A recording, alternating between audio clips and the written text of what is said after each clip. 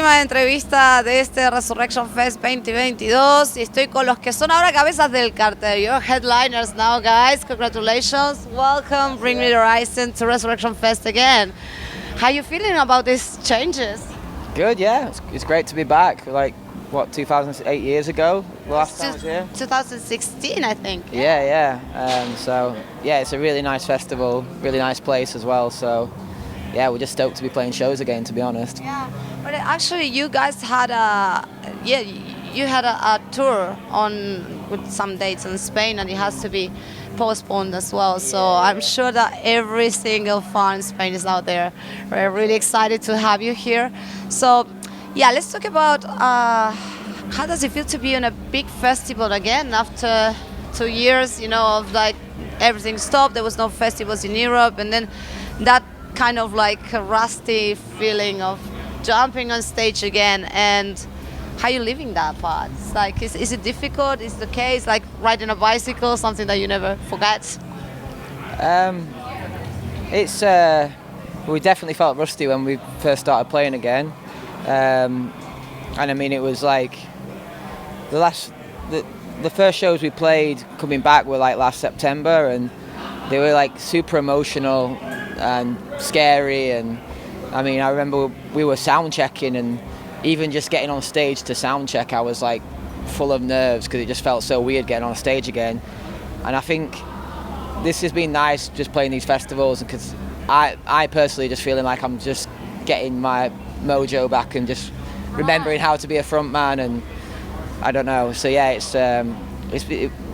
2 years off was like the longest time we've ever took off since starting the band. So crazy. And also, your last album it came out in 2020. We were talking behind camera how difficult it is for some artists that were about to release in 2020 new material, and then pandemic, and what you do, you release it, you keep it.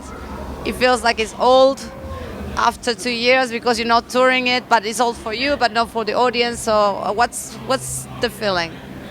I mean, well, we didn't have anything. I think we had like the skeleton of Parasite Eve before the pandemic, but everything else on the record was written during the pandemic. I think Ollie and Jordan are pretty much workaholics when it comes to writing. They're always writing. So I just think they couldn't just sit around, and we couldn't just think everything would be all right at the end of it, because no one knew when the end was going to come. Do you know what I mean? We didn't know if it was going to be like 2 months or 2 years or whatever. So I just think it's just our nature to push on, and we can't just sit still and just, you know what I mean, like. But so yeah, everything was written during the pandemic over Skype.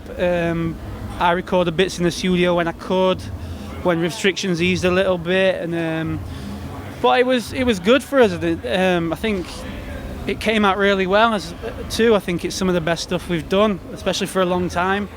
But it was just like I say, we couldn't just sit and do nothing. We had to turn the bad situation into as good as possible. So, and I think we did that. Yeah. I think you did a great job with that. But also, there's something that I mean, internet, it just blow up with that album when it came out, because there was a lot of criticism about how you changed your style and your voice and the music, the band, etc. How you handled that? Was it hard? Was like you feel attacked? No, not at all, to be honest. I mean, it comes with the territory of evolving.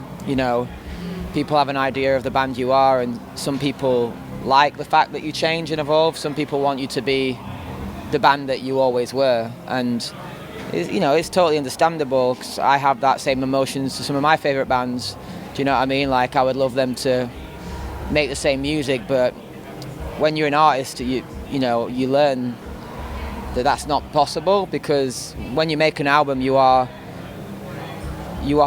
in that moment, and whatever's inspiring you at that time, and whatever you're feeling, and whatever you're going through, and even down to like your actual abilities, and it's all, that's what you're putting into an album. If you really love making music and you're not doing it to make money or just to be something, it's naturally you're like as you grow and you mature, your tastes in music change and stuff, and our music's always reflected that. Do you know what I mean? So, I think it's hard sometimes when your music splits people's opinions and stuff, but at the same time, we've always kind of just took reassurance in that this is the music we wanted to make. Do you know what I mean? And you see some bands try and make music for the fans, or maybe they make an album that they want to make and it doesn't go so well, and so they kind of try and go back to the music that they used to make when it was popular and stuff, and it never works because that band don't want to make that music. They don't feel that anymore. Do you know what I mean? So for us, we just got to follow our hearts and do the music that that feels right. And I mean, our last album was heavier because the things I was writing about felt angry, and it felt like heavy music was needed to be the backbone and to be the kind of instrumental for that. So but then this next record might not have that same heaviness because I might not be angry. Do you know what I mean? So it's hard to ask you about that. It's tell us the details. There's not that many details. We're like taking it song by song, to be honest. It's it's coming slow, but it's just so important to us that every song has meaning and we're not just putting shit out there just for the sake of getting a song out and streams and stuff like that. So the songs are coming, but it's slow.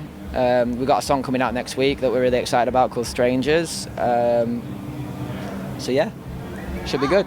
Okay, is there any collaborations? Because you've been doing some really strange collaborations for some people lately, like for example what happened with Ed Sheeran. That was amazing. I think the whole world was blown up, like what's going on. I personally really like it. Actually, I remember the Resurrection Fest posted as well because you were in the lineup this year, and the fans were like, what's going on? Now you have something with Marsha and Kelly. Tell me, there's more collaborations coming on its way? No. You don't know? I think they just, a lot of time you don't really plan for them things, or like sometimes we'll have a song and we'll be like, this song would be perfect for so-and-so or so-and-so. Yeah, but I mean, they work out sometimes they don't. Like the Ed Sheeran one worked out really well. It was something what we surprised us when we got asked to do it. We were like, whoa. To be honest, I shit myself a little bit. I was a bit scared because Ed Sheeran's Ed Sheeran, and the Brit Awards is like the biggest thing in British music, so it was scary. But these things just come out of blue sometimes, and they work or they don't work. But as for any in the pipeline, I don't really think we have any concrete ones. We have ideas for like some people, like I say, this song might sound good with this person on or whatever, but sometimes they come off, sometimes they don't, so we'll just wait and see, I guess. Yeah, it's really interesting. Well, guys, is anything you would like to say your Spanish fans right now watching this interview? Te amo. Oh, that's so cute. You have a good accent. Thank you. Thank you for being our fans. We love you, and yeah, hope to rock you tonight. We'll be back next year to do our headline tour, and yeah, for those of you that are here tonight, we hope you enjoy the show, and if you're not, then make sure you come to a show next year because you'll enjoy it. Yeah, I'll be there for sure. Okay, guys, thank you so much. Enjoy Resurrection Fest, and this was Bring the Horizon, Yadia for Resurrection Fest TV 2022.